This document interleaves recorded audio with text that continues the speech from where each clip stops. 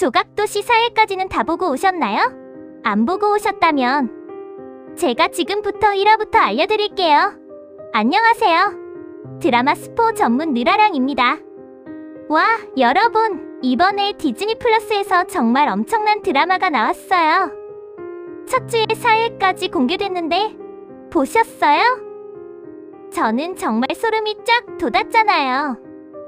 누군가 내 인생을 통째로 조작해서 나락으로 떨어뜨린다면? 상상만 해도 끔찍한데 이게 조각도시의 시작이랍니다. 상위 1% 고객을 위해 다른 사람의 인생을 완벽하게 조각해서 망가뜨리는 사업이 있다는 게 가장 충격적인 미스터리죠. 자, 그럼 1화부터의 이야기를 한번 같이 파헤쳐 볼까요? 주인공 박태중은 지창욱 배우가 연기하는데요. 정말 열심히 성실하게 사는 우리 주변에 있을 법한 평범한 청년이에요. 그런데 어느 날 길에서 주운 핸드폰 하나 때문에 인생이 완전히 박살나요. 갑자기 끔찍한 범죄의 범인으로 몰리고 모든 증거가 너 범인 맞잖아 하고 소리치고 있는 거죠. 결국 감옥에 가는데 여기서부터 진짜 이야기가 시작돼요. 혹시 1화의 이 장면 기억나세요? 태중이 아무것도 모른 채 핸드폰 주인을 찾아주려고 했던 그 순수한 모습이요. 이게 사실은 태중을 나락으로 떨어뜨리기 위한 거대한 덫의 첫 단계였던 거예요. 지금 보니 완전 복선이었네요. 그 핸드폰이 모든 조작의 시작점이었으니까요.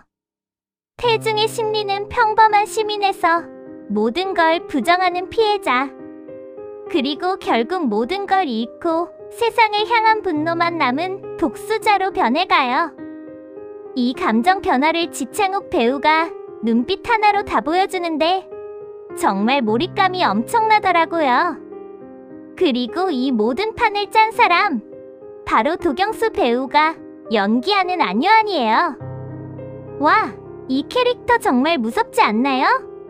아무런 감정 없이 마치 게임을 하듯 다른 사람의 인생을 조작하고 무너뜨리는 걸 즐겨요. 처음부터 없던 일로 만들어 드리겠습니다라는 대사가 있는데 이게 누군가의 인생을 그냥 지워버리겠다는 뜻이었던 거죠. 소름이 쫙! 태중이 감옥에서 절망하고 있을 때 결정적인 전환점을 맞이해요. 바로 자기랑 똑같은 방식으로 똑같은 일을 겪고 감옥에 온 사람을 만난 거죠. 그때 깨닫는 거예요. 아, 이건 사고가 아니구나. 누군가 나를 완벽하게 설계했구나. 이 장면이 바로 태중이 복수를 결심하게 되는 가장 중요한 순간이에요. 이제 태중은 더 이상 순진한 피해자가 아니에요. 지옥에서 돌아온 복수기가 된 거죠.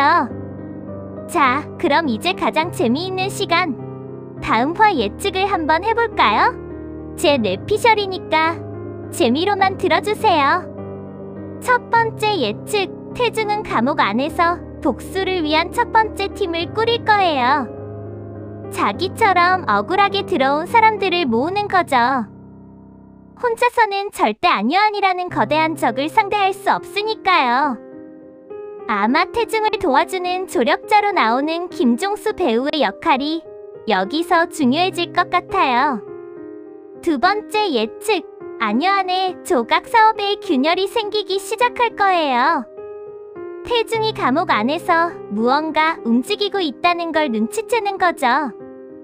완벽하다고 생각했던 자신의 설계도에 박태중이라는 오류가 생긴 걸 알게 된 안요한이 태중을 제거하기 위해 감옥 안으로 새로운 위협을 보낼 수도 있어요. 더 위험한 상황에 처하게 되는 거죠. 세 번째 예측, 이광수 배우가 연기하는 백도경 캐릭터의 정체가 드러날 거예요. 아직은 베일에 쌓여 있는데 이 인물이 과거 태중과 관련이 있거나 혹은 안요한의 사업에 불만을 품고 있는 내부자일 수도 있어요. 태중의 복수에 예상치 못한 변수 혹은 조커가 될 가능성이 충분하다고 봅니다. 오늘의 조각도시 분석 및 예측은 여기까지입니다. 제 예측 재미있게 보셨나요? 여러분 생각하는 다음화는 어떠세요? 저와 다른 예측이 있다면 댓글로 자유롭게 의견 남겨주세요. 조각도시 본방사수 하실 때 예측이 맞는지 확인하시면서 보는 재미도 느껴보세요. 저는 다음 조각도시 예측으로 돌아올게요. 다음 예측이 궁금하시다면 구독과 좋아요, 알림 설정까지 부탁드립니다. 그럼 안녕!